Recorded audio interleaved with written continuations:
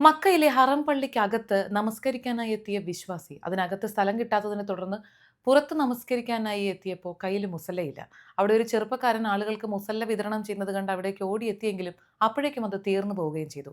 നിരാശയോടെ തിരിച്ചു നടന്ന ആ തീർത്ഥാടകനടുത്തേക്ക് അവിടെ നിന്നിരുന്ന ഒരു ശുചീകരണ തൊഴിലാളി, ഒരു ബംഗ്ലാദേശ് പൗരനാണ് ആ ചെറുപ്പക്കാരൻ, വിശ്രമവേളയിൽ തനിക്ക് നിസ്കരിക്കാനായി കരുതിയിരുന്ന മുസല്ല സ്നേഹപൂർവ്വം നൽകി യാതൊരു ഭാവവ്യത്യാസവുമില്ലാതെ ചിരിച്ചുകൊണ്ട് നടന്നകന്നു. കേൾക്കുമ്പോൾ വളരെ സാധാരണമായി തോന്നാവുന്ന ഈ ഒരു പ്രവൃത്തി അവിടെ ഉണ്ടായിരുന്ന ആരോ ഒരാൾ ക്യാമറയിൽ പകർത്തി ചുരുങ്ങിയ സമയം കൊണ്ട് സമൂഹ മാധ്യമം അത് ഏറ്റെടുത്തു. വിശ്വമാനവികതയുടെയും കരുണയുടെയും ഏറ്റവും ശുദ്ധമായ രൂപമായിട്ടാണ് ഈ ഒരു പ്രവൃത്തിയെ മക്ക നഗരസഭ വിശേഷിപ്പിച്ചത്. അവർ ആ ശുചീകരണ തൊഴിലാളിക്ക് പ്രത്യേക ആദരം നൽകുകയും ചെയ്തു. അദ്ദേഹം ചെയ്തത് ഇത്ര വലിയൊരു കാര്യമാണോ എന്ന് ചോദിച്ചു കഴിഞ്ഞാൽ, പവിത്രമായ ആ സ്ഥലത്ത് പ്രാർത്ഥനയ്ക്കായി ഒരുങ്ങിയെത്തിയ വിശ്വാസിക്ക് മുസല്ല ഇല്ലാത്തതുകൊണ്ട് അത് മുടങ്ങിപ്പോകുന്ന ഒരവസ്ഥയിൽ ഈ ചെയ്തത് ഒരു ചെറിയ കാര്യമല്ല.